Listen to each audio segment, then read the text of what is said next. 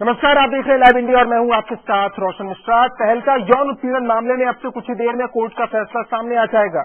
North Goa के session court में फैसला लिखा जा रहा है। जज के चैम्बर में फैसले को टाइप किया जा रहा है।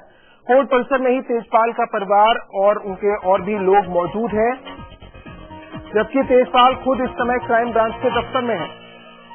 सवाल ये बना हुआ है कि क्या अग्रिम जमानत पा पाएंगे तेजपाल, क्या उनको ये जमानत मिलेगी या फिर उनको अरेस्ट किया जाएगा। और वक्त लग रहा है जिस तरीके से फैसले को लेकर पहले 4:30 बजे का वक्त मुकर्रर था, लेकिन उसमें थोड़ा सा समय लग चुका है और उम्मीद ये है कि कुछ ही देर बाद ये फैसला जो कि टाइप किया जा रहा है बहुत जल्द सामने आ जाएगा और ये स्थिति साफ हो जाएगी कि तरुण तेजपाल को लेकर फिलहाल जो अभी अग्रिम जमानत को लेकर फैसला होना है वो क्या है। और इसको लेकर लगातार दलीलें दी गई हैं। जिस तरीके से बचाव पक्ष ने तरुण तेजपाल के वकीलों ने कहा कि वो जांच में सहयोग कर रहे हैं, किसी तरीके से पीड़ित के परिवार या पीड़ित से संपर्क करने की कोशिश नहीं करेंगे। यहां तक कहा कि अगर गोवा में रुकने के लिए कहा जाएगा तो रुकेंगे, अपना पासपोर्ट और सरेंडर करेंगे, साथ ही फोन नंबर देने को तैयार है, अपना एड्रेस को देने के लिए तैयार हो। ये भी कह रहे हैं कि गोवा पुलिस जब चाहे उनसे पूछताछ कर सकती है, लेकिन इससे पहले गोवा पुलिस ने कहा कि जांच में सहयोग नहीं किया। जो सरकारी वकील है उन्होंने कहा है कि जांच में सहयोग न करने के अलावा पीड़ित परिवार से संपर्क साधा गया, उन्हें केस वापस देने के लिए दबाव डाला गया। तो इस तरह की जो दलीलें हुई दोनों पक्षों की, उसके बाद ही फैसला सुरक्षित रखा गया है। और क्या है फैसला, इस समय टाइप हो रहा है, बहुत जल्द ये स्थिति साफ हो जाएगी। इस समय अगर मौजूदा स्थिति की बात करें तो तेजपाल क्राइम ब्रांच के दफ्तर में मौजूद है। कोर्ट में तेजपाल का परिवार है, उनके वकील है और इस बात को लेकर इंतजार बना है कि क्या कुछ होता है। लेकिन जिस तरीके के तेजपाल के ऊपर चार्जेस लगे, उनकी मुश्किलें वैसे तो बढ़ चुकी हैं। शैलेंद्र सिंह लाइव इंडिया संवाददाता जुड़े हमारे साथ सीधे जानकारी के लिए।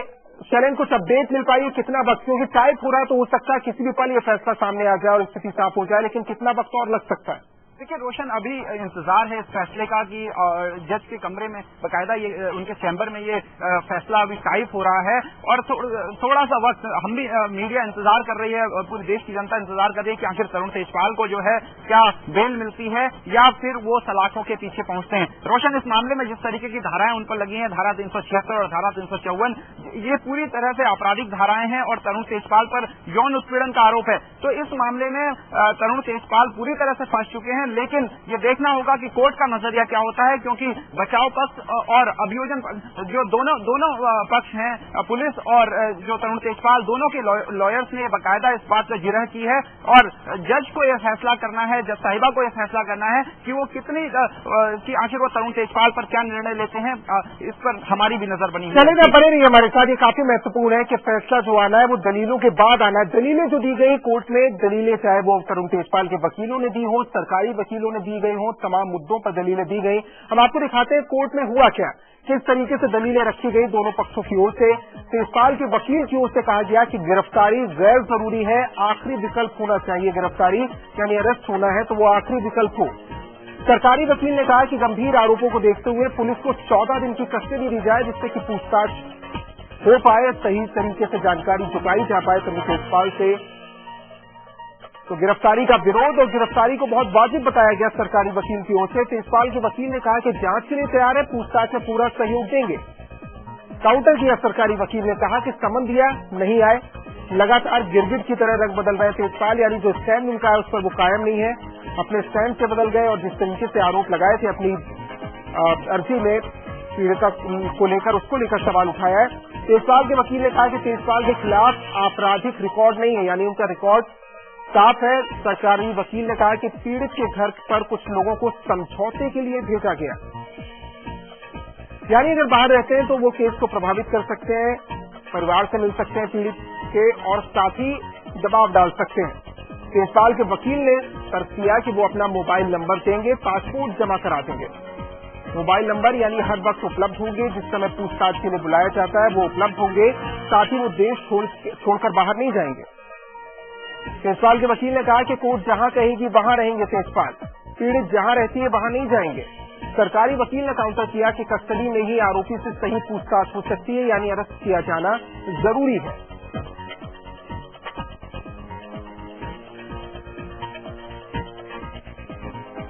तेजपाल के वकील ने एक बार फिर से वो कहा जो तरुण तेजपाल ने कहा था अपनी अर्जी में जब उन्होंने दिल्ली हाईकोर्ट में लगाई थी अग्रिम जमानत की कि हल्का फुल्का मजाक था, रेप नहीं है। सरकारी वकील ने इसको लेकर काउंटर किया और कहा कि गोवा पुलिस के पास जो सीसीटीवी है फुटेज है होटल की वो और पर्याप्त और सबूत जो इस बात को लेकर तरुण तेजपाल के खिलाफ जाते वो मौजूद है, वो सबूत है और इसलिए और पूछताछ की जरूरत है, जमानत ना दी जाए। कोर्ट रूम में क्या कुछ हुआ वो हम आपको दिखा रहे हैं, किस तरीके से दोनों पक्षों ने अपनी अपनी बातें रखी हैं, दलीलें दी, चाहे वो जमानत को लेकर हो या इसे रोके जाने को लेकर। और उसके बाद कोर्ट ने अभी फैसला रखा है अपने पास, बहुत जल्द ये फैसला सामने आएगा कि आखिर कोर्ट ने इस बात को लेकर क्या फैसला लिया है।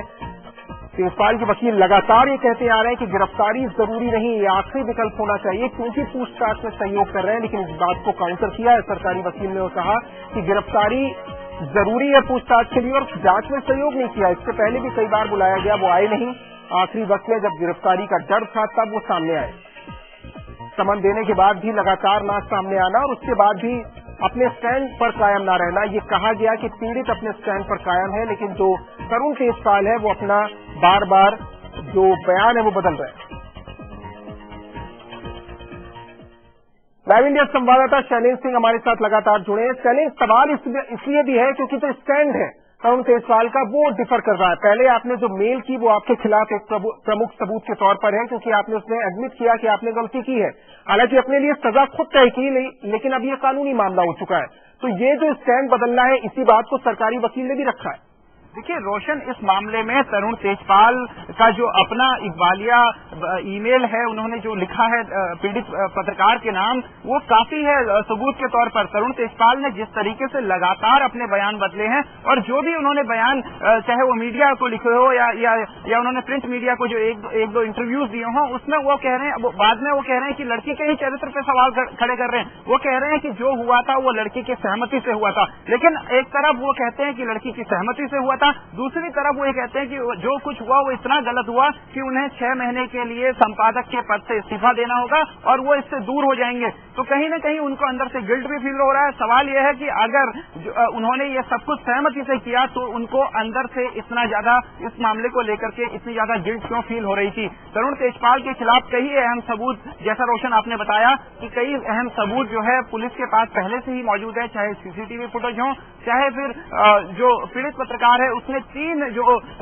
अपने करीबी दोस्त थे उनके साथ भी इस मामले का डिस्कशन किया शुरुआती तौर पर, और शोमा चौधरी को जो उस पीड़ित पत्रकार ने अपनी कंप्लेंट लिखी, उसके अलावा धारा 164 है उस पर जो अपना बयान दर्ज कर चुकी है पीड़ित, वो काफी महत्वपूर्ण है। तरुण तेजपाल के खिलाफ पुलिस के पास पर्याप्त सबूत है क्योंकि पुलिस ने काफी पर्याप्त समय लिया है रोशन इस मामले में तरुण तेजपाल के खिलाफ सबूत इकट्ठा करने में। इसलिए कोर्ट ने इन सारी बातों पर कोर्ट इन पर विचार करेगा और थोड़ी देर बाद जो है कोर्ट का फैसला। चलिए, एक बात तो ये भी होती है जब पक्ष रखा जाता है कि आप जो बोल रहे हैं लगातार कि आप जांच में सहयोग करेंगे, लेकिन वो आपने नहीं किया।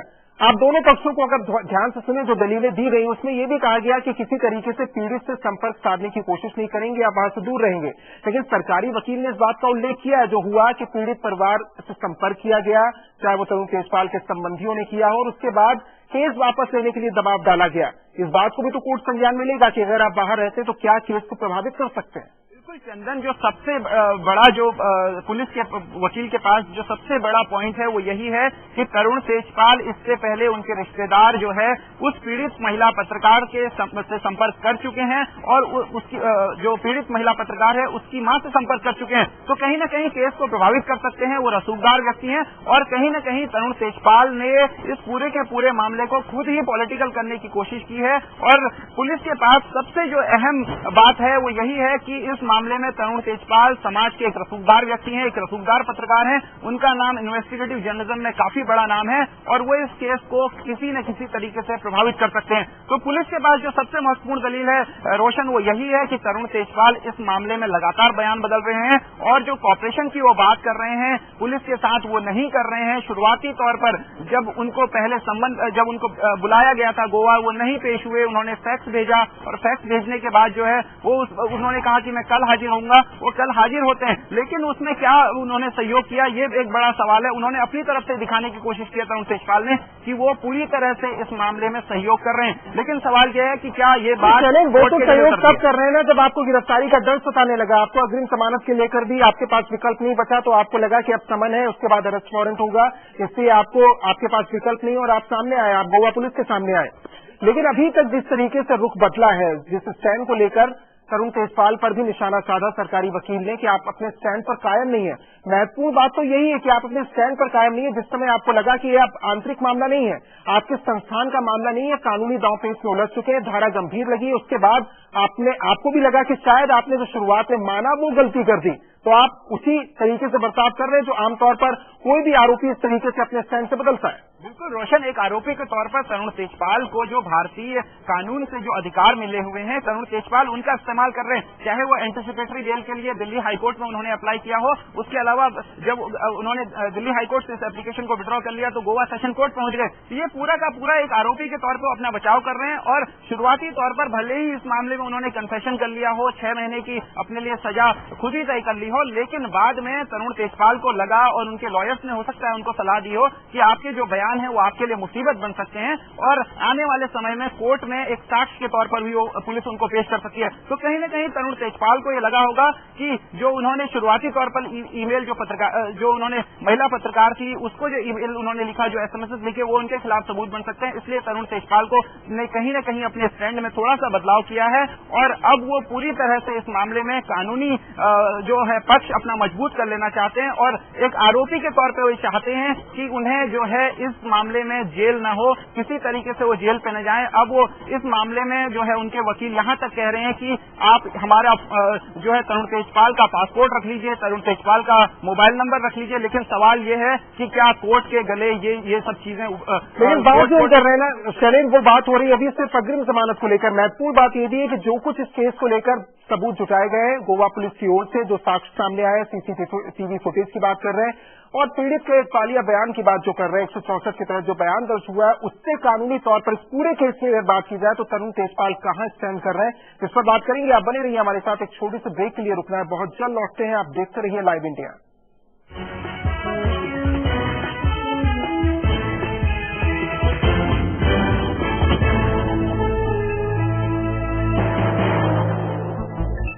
समय जैसे जैसे बदलता गया वैसे वक्त के साथ साथ बच्चे भी जवां हो गए। अब उन्हें अपने घर में जो भी कुछ है उससे ज्यादा जो नहीं है इसका एहसास झट से होने लगा और अब उनकी खुशियां ही माँ बाप का भविष्य होती है। जमा पूंजी भावनाओं की खुशहाली लाखों की। समृद्ध जीवन multi state multipurpose cooperative society limited.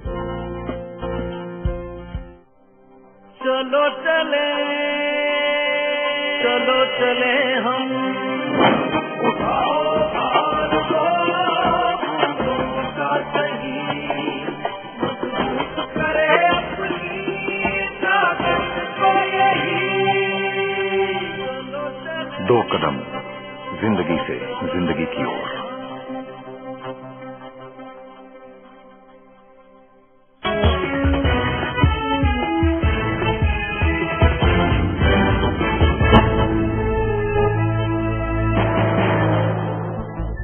तरुण तेजपाल की अग्रिम जमानत को लेकर कोर्ट का क्या फैसला होता है, इसके बारे में आपको जानकारी देंगे जैसे ये फैसला सामने आता है। लेकिन इस केस को लेकर अभी तक क्या हुआ है, किस तरीके से केस आगे बढ़ा, कब संज्ञान में आया और कितनी कार्रवाई इसमें हुई, ये आपको दिखाते हैं। तहलका का ये जो मामला था 7 नवंबर को गोवा में तेजपाल पर सहकर्मी के साथ यौन उत्पीड़न का आरोप लगाया और ये जो था ये 2 बार हुआ, 7 और 8 तारीख को। 18 नवंबर को पीड़ित लड़की ने तहलका की मैनेजिंग एडिटर सोमा चौधरी को ईमेल लिखकर अपने साथ हुए यौन शोषण की जांच की मांग की। इसके बाद 20 नवंबर को तेजपाल ने पीड़ित को निजी ईमेल भेजा और माफी मांगी। दूसरा मेल सोमा चौधरी को लिखा जिसे तहलका के कर्मचारियों को फॉरवर्ड किया गया।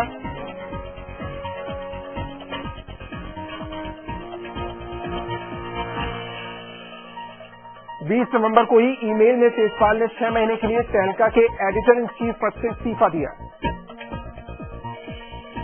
अपना पद छोड़ने का फैसला किया था, अपने लिए खुद सजा तय की थी तरुण तेजपाल ने, जिसको लेकर सवाल उठे 21 नवंबर को गोवा सरकार ने जांच के आदेश दिए। 21 नवंबर राष्ट्रीय महिला आयोग ने गोवा पुलिस को कार्रवाई करने के लिए कहा।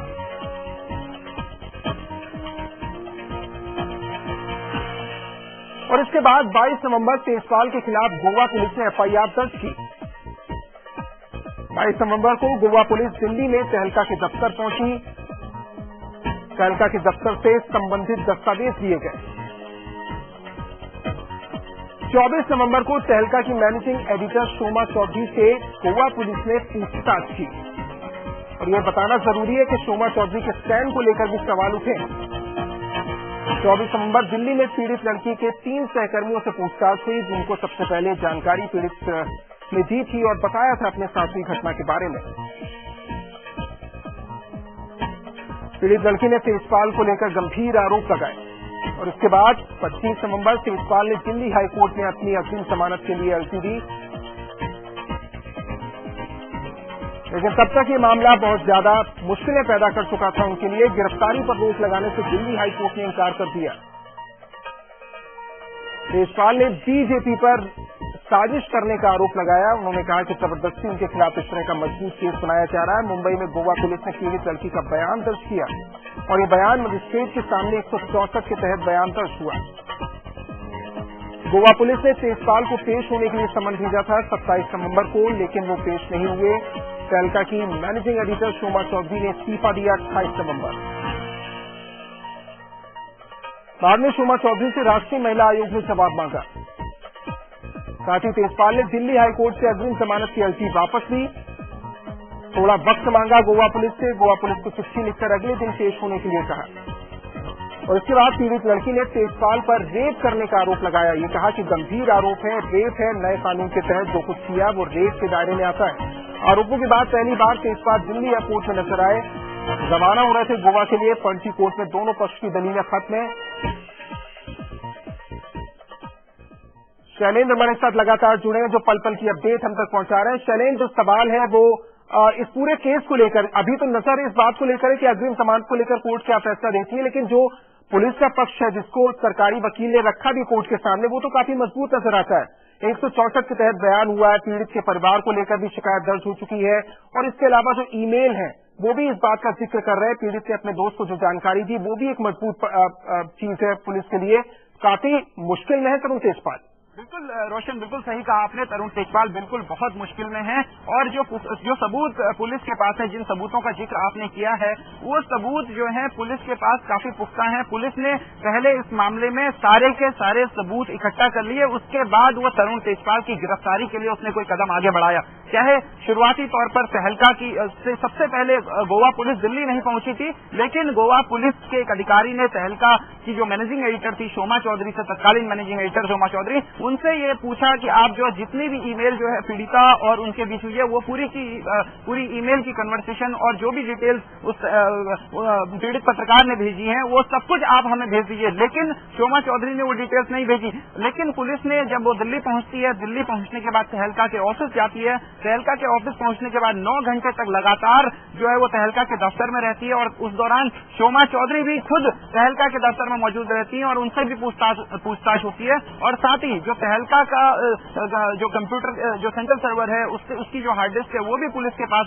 पुलिस अपने कब्जे में लेती है। साथ ही जो 3 पीड़ित जो पत्रकार हैं, जो पीड़ित पत्रकार है उसके जो 3 साथी हैं उनका बयान लेती है कि आखिर आपसे शुरुआती तौर पर पीड़ित पत्रकार ने क्या कहा था, क्या चीजें शेयर की थी। फिर वो उसके बाद जो है बाकी लोगों से भी पुलिस जो है 1-2 लोगों से पूछताछ, जो ऑफिशियल जो पूछताछ है वो करती है। उसके बाद जो है बारी आती है तरुण तेजपाल की। और इसके साथ ही जो सीसीटीवी फुटेज है होटल की, जो गोवा में जो सिंह सबमिट हुआ था उसकी जो सीसीटीवी फुटेज है पुलिस वो भी अपने कब्जे में लेती है। तो पुलिस ने, और इसके बाद जो बचता है धारा 164, क्योंकि सबसे ज्यादा महत्वपूर्ण था इस मामले में पीड़िता का बयान। और रोशन, उसमें धारा 164 में जब पीड़िता का बयान पुलिस दर्ज कर लेती है है तो पुलिस पूरी तरह से इस मामले में पुलिस का पक्ष बहुत मजबूत है।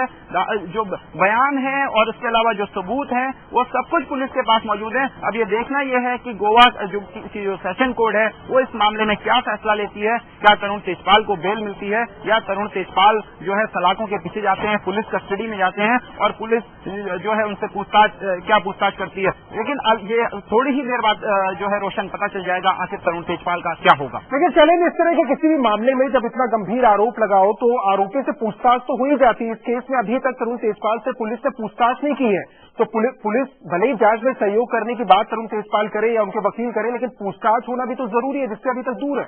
बिल्कुल रोशन, आपने बिल्कुल सही कहा कि इस मामले में जब इस तरीके का मामला आता है उसमें जो आरोपी होता है उसका बयान भी महत्वपूर्ण होता है, क्योंकि पीड़ित जो है उसका बयान और आरोपी जो बयान दे रहा है ये दोनों ही बयान बहुत महत्वपूर्ण होते हैं। क्योंकि आरोपी अपने बचाव में कुछ न कुछ कहेंगे, उस दिन क्या हुआ था उन बयानों का मैचिंग बाकायदा पुलिस करती है और उसके बाद ये तय होता है कि आखिर क्या इस केस में आगे होना है, किस तरीके से इसमें केस में प्रोसीडिंग होनी है। क्योंकि इस पूरे के पूरे मामले में अभी तक जो है तरुण तेजपाल का बयान नहीं हुआ है और पुलिस ने कोशिश की है कि तरुण तेजपाल को बुलाया भी था, बकायदा उनके खिलाफ उनको सम्मन भेजा गया, लेकिन वो हाजिर नहीं हुए। वो बकायदा इस पर जो है कानून का सहारा लेते रहे। कानून का सहारा ले रहे हैं, लेकिन बचने की कोशिश पूछताछ से भी है। उस पूछताछ से बचना चाहते हैं, जिसके बाद ही पुलिस अपने केस को आगे बढ़ाएगी, लेकिन उस पूछताछ से भी बचते नजर आ रहे हैं।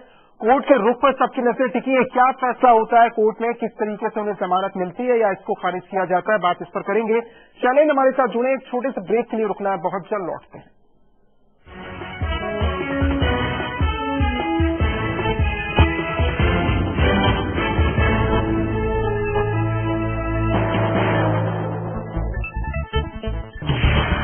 नजर है देश के सूरत हाल पर, नजर है सियासी दाव पेच पर,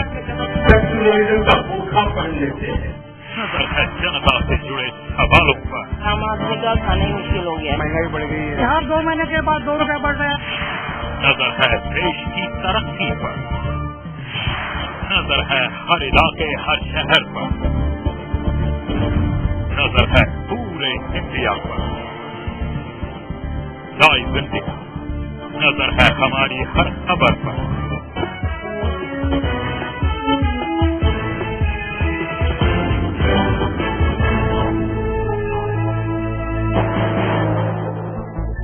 क्या होगा तरुण तेजपाल का, जमानत मिलेगी या नहीं मिलेगी, अरेस्ट होंगे, उनसे पूछताछ के लिए पुलिस ने बात की और जिस तरीके से सरकारी वकील ने कहा कि अभी तक पूछताछ नहीं हुई है, हर तरीके से बचने की कोशिश की है और ऐसे में क्योंकि केस को प्रभावित कर सकते हैं इसलिए उन्हें जमानत नहीं दी जाए। लेकिन यहां पर बचाव पक्ष की बात करें, तरुण तेजपाल के वकीलों ने भी अपना पक्ष रखा, जो हमने लगातार आपको दिखाया, जिसमें उन्होंने कहा कि जांच में सहयोग करेंगे, जहां कहेगा कोर्ट वहां रहने के लिए तैयार है, हर समय उपलब्ध होंगे, लेकिन जमानत दी जाए।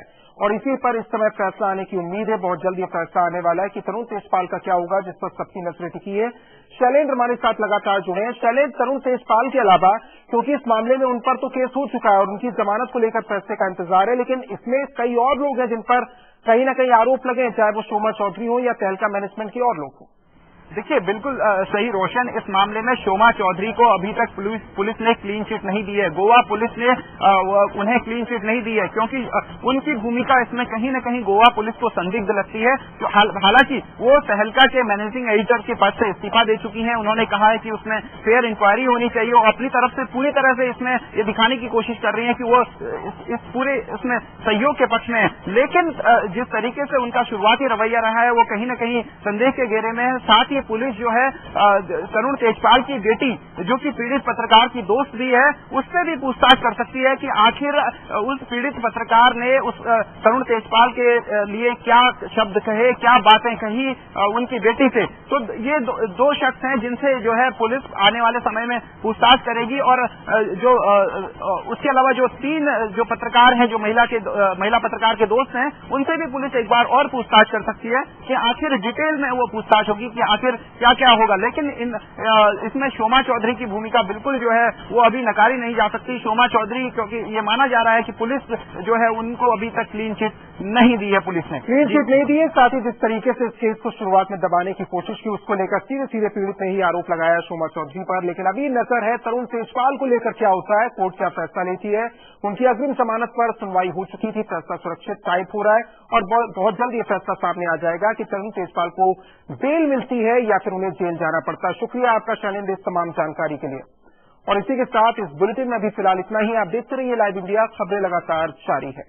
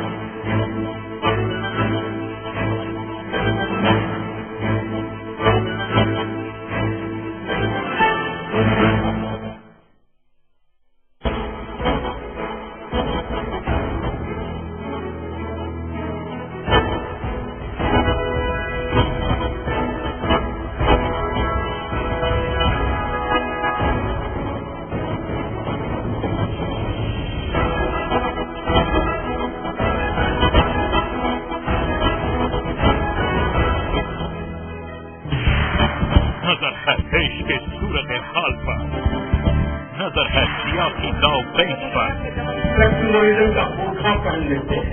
नजर है जनता से जुड़े सवालों पर। आम आदमी का खाना ही मुश्किल हो गया, महंगाई बढ़ गई है, हर 2 महीने के बाद 2 रुपए बढ़ रहे हैं। नजर है देश की तरक्की पर, नजर है हर इलाके हर शहर पर, नजर है पूरे इंडिया पर।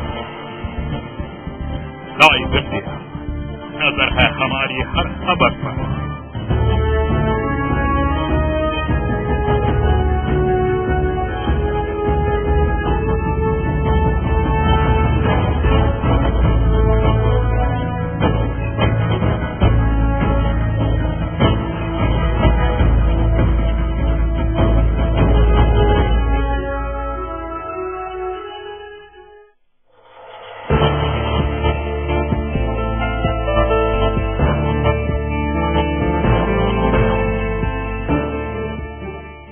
देश के कोने कोने से वो खबर जो जुड़ी हो आपसे, मुद्दा राजनीतिक हो या सामाजिक, देखिए दिन भर की हर बड़ी खबर रोज 7 PM इंडिया और 9 PM इंडिया सिर्फ लाइव इंडिया पर।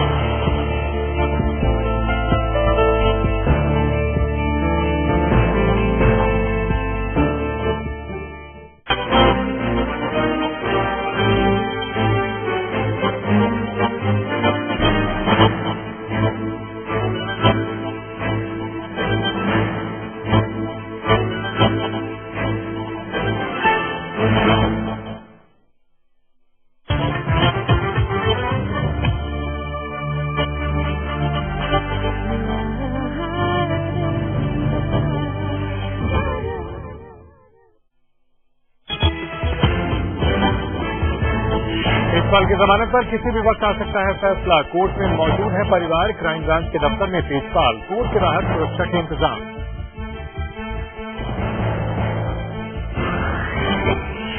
कोर्ट में तेजपाल के वकील की दलील, कोर्ट जहां चाहे वहां रहेंगे तेजपाल, लेकिन गिरफ्तारी होना चाहिए आखिरी विकल्प। अभियोजन पक्ष का विरोध, कहा जांच में नहीं किया सहयोग। तेजपाल केस में पीड़ित का सरनेम उजागर करने पर फंसी मीनाक्षी लेखी की सफाई, अकाउंट हैक कर किसी और ने किया ट्वीट, महिला आयोग ने किया तलब। मोदी का नीतीश पर वार, विकास न होने की वजह से बिहार के लोग दिल्ली आने पर मजबूर, नीतीश का पलटवार, बिहार में हो रहा विकास, पलायन के लिए हम नहीं नीतियां जिम्मेदार। और लोगों पर महंगाई की एक और मार, डीजल की कीमतों में हुआ 50 पैसे प्रति लीटर का इजाफा, बढ़ी कीमतें आज रात से होंगी लागू।